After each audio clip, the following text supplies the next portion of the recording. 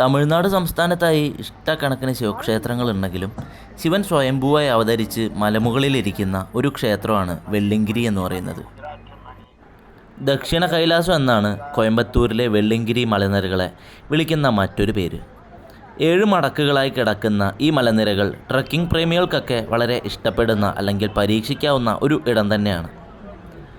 സമുദ്രനിരപ്പിൽ നിന്ന് ഏകദേശം 6000 അടിയോളം ഉയരത്തിലായിട്ടാണ് ഈ ഒരു പ്രദേശം സ്ഥിതി ചെയ്യുന്നത്.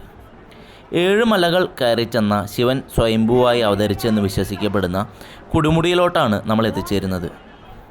അതുകൊണ്ട് തന്നെ തമിഴ്നാട്ടുകാർ ഈ പ്രദേശത്തെ തെങ്കൈലായം എന്നും വിളിക്കാറുണ്ട്.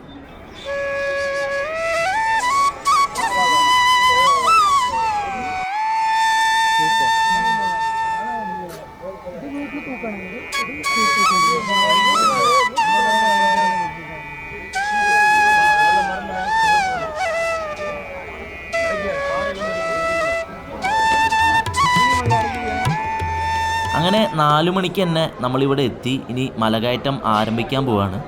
മല കയറുന്നതിന് മുന്നേ ആയി ഇവിടെ നമുക്ക് 30 രൂപ കൊടുത്താൽ ഊന്നുവടികൾ വാങ്ങിക്കാൻ കിട്ടും.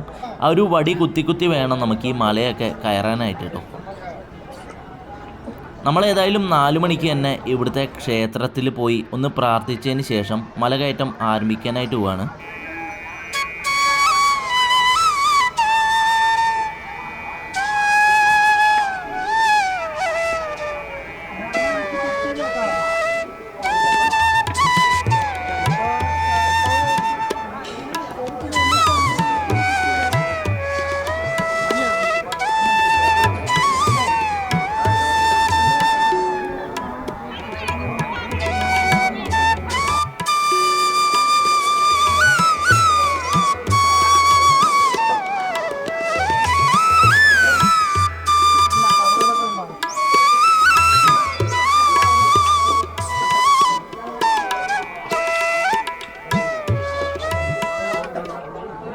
ഈ ഒരു ഭാഗത്തായിട്ട് നമ്മൾ മുകളിലോട്ട് ഡിസ്പോസിബിൾ ബോട്ടിൽസ് കൊണ്ടുപോകാൻ ഉദ്ദേശമുണ്ടെന്നുണ്ടെങ്കിൽ ഇവിടെ 20 രൂപ കൊടുത്തു കഴിഞ്ഞാൽ നമുക്ക് ഒരു സ്റ്റിക്കർ അവർ ഒട്ടിച്ച് തരുന്നുണ്ടാവും.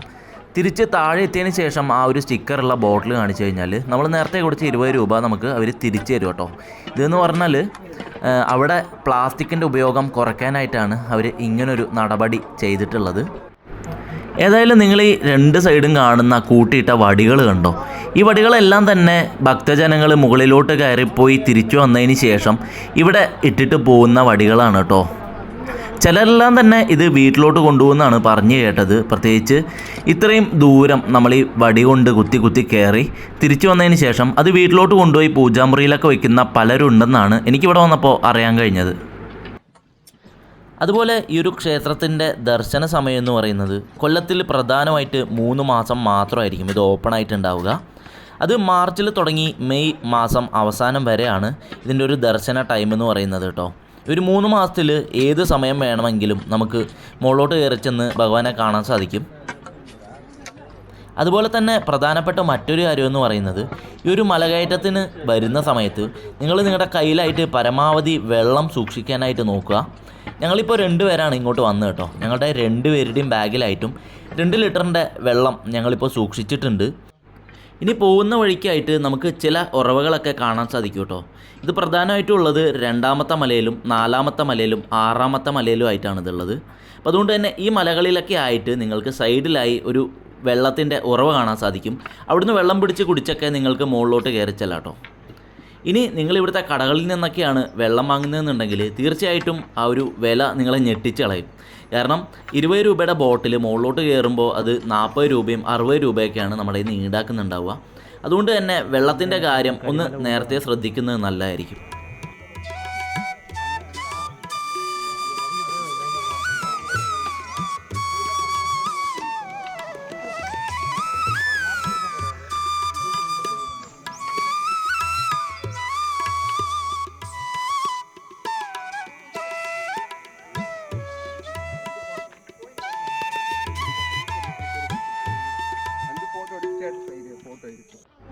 ഈ വെള്ളിങ്കിരി മലയിൽ ക്ഷേത്രത്തിൻ്റെ ആകൃതിയിലായി 3 വലിയ പാറകൾ നമുക്ക് കാണാൻ സാധിക്കും. ഇതിനുള്ളിലെ ശിവലിംഗം കണ്ട് തൊഴാനായി എത്തുന്നവർ നിരവധിയാണ്. അത്ര എളുപ്പത്തിൽ എത്തിച്ചേരാൻ സാധിക്കുന്ന ഒരു സ്ഥലമല്ല ഈ ശിവക്ഷേത്രം എന്ന് പറയുന്നത്. ഋഷിമാരും സിദ്ധന്മാരും ധ്യാനിക്കാൻ തിരഞ്ഞെടുക്കുന്ന ഒരു പ്രത്യേക സ്ഥലം തന്നെയാണിത്. കാടും കാറ്റും മഴയും പാറകളും ചെങ്കുത്തായ വഴിയുമെല്ലാമായി കഠിനമായ ഒരു യാത്ര തന്നെയാണ് ഈ യാത്ര നമുക്ക് സമ്മാനിക്കുക. ഈ യാത്രയിൽ വെള്ളത്തിനൊപ്പം ഞങ്ങൾ കരുതിയ മറ്റൊരു കാര്യം ഇതുപോലെ കുറച്ച് ചാമ്പയ്ക്കായിരുന്നു. ഈ ഒരു യാത്രയിൽ വെള്ളവും ചാമ്പയ്ക്കായിരുന്നു ഞങ്ങളുടെ പ്രധാന ഫുഡെന്ന് വേണമെങ്കിൽ പറയാം. കാരണം മുകളിലോട്ട് കയറി ചെല്ലുമ്പോൾ ആ ഒരു ചൂടിനെ പ്രതിരോധിക്കാനായിട്ട് ഇതുപോലെ എന്തെങ്കിലും സാധനങ്ങളൊക്കെ നമ്മൾ കരുതുന്നത് വളരെയധികം നല്ലതായിരിക്കും കേട്ടോ. അതുപോലെ പോകുന്ന വഴിക്കൊക്കെ ആയിട്ട് നമുക്കിതുപോലെ ശൂലം കുത്തി വെച്ചിരിക്കുന്നതും കർപ്പൂരം കത്തിച്ചു വെച്ചിരിക്കുന്നതും ഒക്കെ കാണാൻ സാധിക്കും. അവിടെ എല്ലാം തന്നെ പ്രാർത്ഥിച്ച് കുറച്ചു നേരം ഇരുന്നതിന് ശേഷം മാത്രം മുകളിലോട്ട് കയറിച്ചെല്ലാൻ നോക്കുക. കാരണം പ്രായമായവരും വയ്യാത്തവരും ഒക്കെ തന്നെ ഈ ഒരു മല വളരെ സൂക്ഷിച്ച് മാത്രം കയറേണ്ടതാണ്. ഞങ്ങളിന്ന് കയറുമ്പോൾ തന്നെ ഒരു മരണം ഇവിടെ ഉണ്ടായത് ഞങ്ങൾ അറിയുകയും പോകുന്ന വഴിക്ക് ആ ഒരു മരിച്ചു കിടക്കുന്ന ശവശരീരം ഞങ്ങൾക്ക് കാണാനും ഇടയായിട്ടോ. സത്യം പറഞ്ഞാൽ വളരെയധികം തന്നെ ഞെട്ടിക്കുന്ന ഒരു കാഴ്ചയും അനുഭവമായിരുന്നു അത്. അങ്ങനെ രണ്ടാമത്തെ മലകയറ്റമാണ് നിങ്ങളീ കാണുന്നത് കേട്ടോ. രണ്ടാമത്തെ മല എത്തിയപ്പോൾ തന്നെ ഞങ്ങൾ ഇവിടെ റെസ്റ്റ് എടുത്ത് വെള്ളം ശേഖരിക്കാനായിട്ടാണ് പോയത്. ഈ കാണുന്ന ഉറവിൽ നിന്ന് വേണം നമ്മൾ ക്യൂ നിന്ന് വെള്ളം പിടിക്കാനായിട്ട് കേട്ടോ. അവിടുന്ന് വെള്ളം പിടിച്ചതിന് ശേഷം ഇനി അടുത്ത മലയിലോട്ടുള്ള കയറ്റം നമ്മൾ ആരംഭിച്ചു.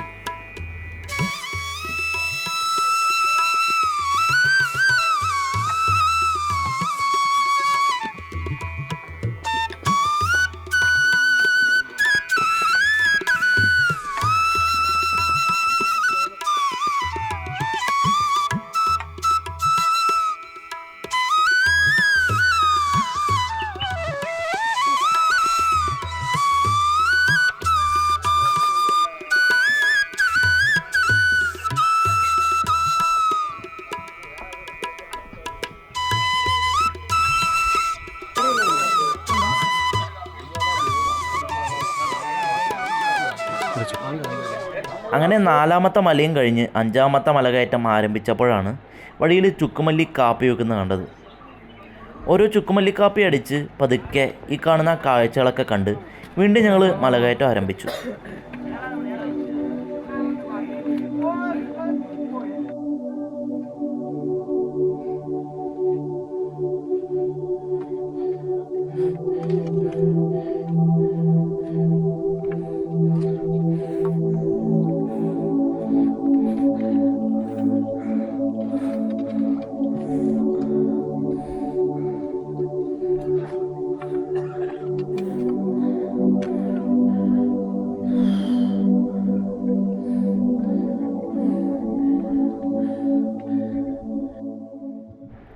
അങ്ങനെ ഇനി നമ്മൾ കയറുന്നത് ആറാമത്തെ മലയാണ്.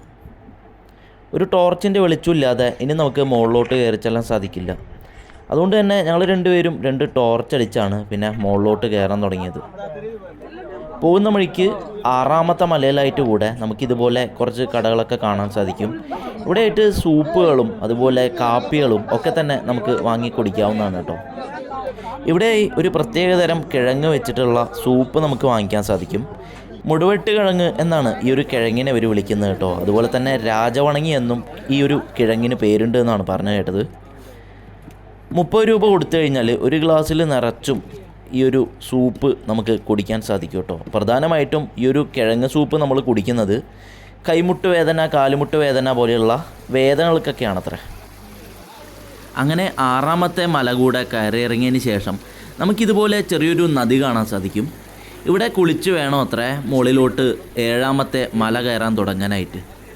നമ്മളേതായാലും ഇങ്ങോട്ട് വന്നപ്പോൾ തന്നെ കുളിക്കാനൊന്നും നിന്നില്ല. കാരണം വെള്ളത്തിൻ്റെ ക്വാളിറ്റി അത്രയ്ക്ക് നല്ലതായിട്ട് ഞങ്ങൾക്ക് തോന്നിയില്ല കേട്ടോ. അതുകൊണ്ട് തന്നെ ജസ്റ്റ് കൈയും കാലും മുഖവും കഴുകിയതിന് ശേഷം നമ്മളിവിടുന്ന് വീണ്ടും മുകളിലോട്ട് കയറാൻ തീരുമാനിച്ചു. അങ്ങനെ 7ാമത്തെ മല കയറി തുടങ്ങിയപ്പോൾ ചുമ്മാ ഒന്ന് താഴോട്ട് നോക്കിയപ്പോൾ കാണാൻ സാധിച്ച ഒരു കാഴ്ചയാണിത്. വളരെ തന്നെ കുത്തനെയുള്ള ഒരു മലകയറ്റമാണ് 7ാമത്തെ മല കയറുന്ന സമയത്ത് നമുക്ക് അനുഭവിക്കാൻ സാധിക്കുക കേട്ടോ. അതുകൊണ്ട് തന്നെ കയറുന്നവർക്ക് ഒരു വഴിയും ഇറങ്ങുന്നവർക്ക് മറ്റൊരു വഴിയുമാണ് ഈ ഒരു 7ാമത്തെ മലയിലായിട്ട് നമുക്ക് കാണാൻ സാധിക്കുക. അങ്ങനെ 7ാമത്തെ മലയുടെ ടോപ്പിലെത്തിയപ്പോൾ നമുക്കിതുപോലെ പാറയുടെ മുകളിലായിട്ട് കുറേയധികം വഴികളെല്ലാം തന്നെ അവർ വരച്ചു വെച്ചിരിക്കുന്നത് കാണാൻ സാധിച്ചു. അങ്ങനെ നടക്കുന്ന സമയത്താണ് ഒരു പാറയുടെ സൈഡിലൂടെ ചെറിയൊരു വഴി ഇതുപോലെ ഉണ്ടാക്കിയിരിക്കുന്നത് നമുക്ക് കാണാൻ സാധിച്ചു കേട്ടോ. ഈ പാറയുടെ സൈഡിലായിട്ടൊക്കെ തന്നെ കുറേയധികം ആൾക്കാർ കിടന്നുറങ്ങുന്നുണ്ട്. നമ്മളും അങ്ങനെ നേരെ പോയി ആദ്യം കാണുന്ന ഈ ഒരു വിഘ്നേശ്വരൻ്റെ ആ ഒരു പ്രതിമയ്ക്ക് മുന്നിലായിട്ട് ഒന്ന് പ്രാർത്ഥിച്ചു. ഈ ഒരു വിഘ്നേശ്വര വിഗ്രഹമാണ് ആദ്യം തന്നെ നമുക്ക് കാണാൻ സാധിക്കുക കേട്ടോ. അവിടുന്ന് വീണ്ടും ക്യൂ നിന്നതിന് ശേഷം മാത്രമാണ് ഇവിടുത്തെ സ്വയംഭൂവായ ആ ഒരു ശിവൻ്റെ പ്രതിഷ്ഠ നമുക്ക് കാണാൻ സാധിക്കുകയും പ്രാർത്ഥിക്കാൻ സാധിക്കുകയൊക്കെ ചെയ്യാം.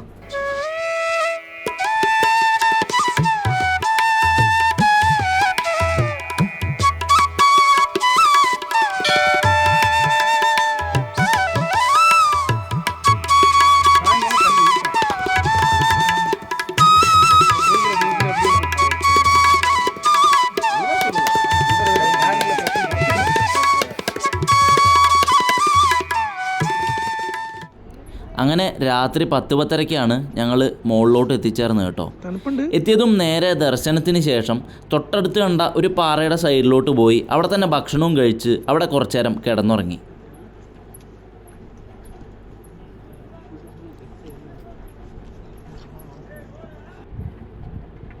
അവിടുന്ന് പിന്നെ എഴുന്നേറ്റത് രാവിലെ 4 മണിക്കായിരുന്നു.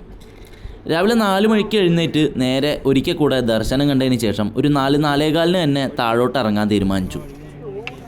ഇനി പോകുന്ന സമയത്ത് അധികം കാഴ്ചകളൊന്നും തന്നെ ഒരു 6-6:30 വരെ നമുക്ക് ഷൂട്ട് ചെയ്യാനൊന്നും സാധിക്കില്ല.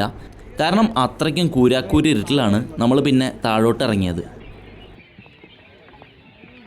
സമയം രാവിലെ 6:30 വെളിച്ചം പതുക്കെ വന്നു തുടങ്ങിയപ്പോഴാണ് ഈ ഒരു 7ാമത്തെ മലയുടെ ഭംഗി എത്രത്തോളം ഉണ്ടെന്ന് നമുക്ക് പൂർണ്ണമായിട്ടും കാണാൻ സാധിച്ചു.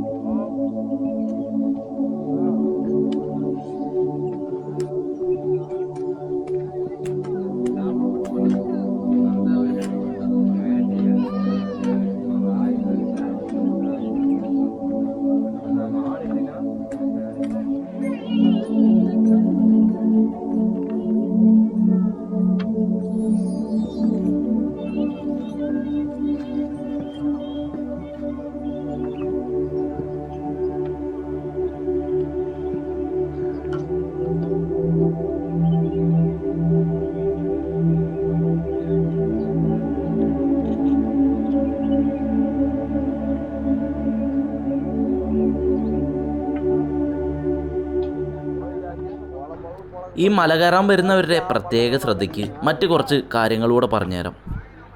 12-നും 45-നും ഇടയിൽ പ്രായമുള്ള സ്ത്രീകൾക്ക് ഇവിടെ പ്രവേശനമില്ല. ഏകദേശം ശബരിമലയുടെ ഒരു അതേ അവസ്ഥ തന്നെയാണ് ഇവിടെയുള്ളത്. പാർവതി ദേവിയുടെ അപേക്ഷ പ്രകാരം ശിവൻ നൃത്തം ചെയ്ത ഇടമാണ് ഇതെന്നും പൊതുവെ വിശ്വസിക്കപ്പെടുന്നുണ്ട്. എല്ലാ വർഷവും ശിവരാത്രി ഇവിടെ ആഘോഷത്തോടെ തന്നെയാണ് കൊണ്ടാടുന്നത്.